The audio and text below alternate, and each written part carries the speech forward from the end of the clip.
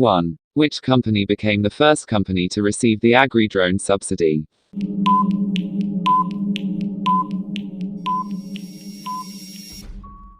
The right answer is Garuda Aerospace. 2. Which state government is recently organizing a 3-day Baisakhi Festival 2023?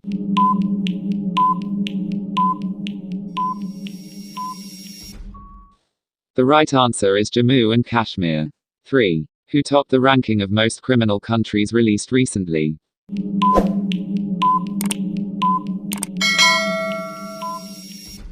The right answer is Venezuela. 4. Where will India's first 3D printed post office open?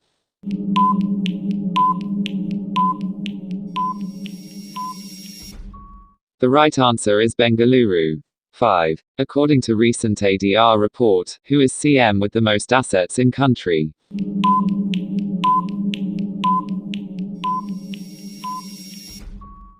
The right answer is JM Reddy. 6. Where has the successful trial of India's first underwater metro train been held?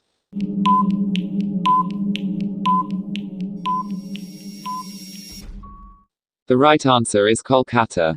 7. Which has become the world's second strongest tire brand?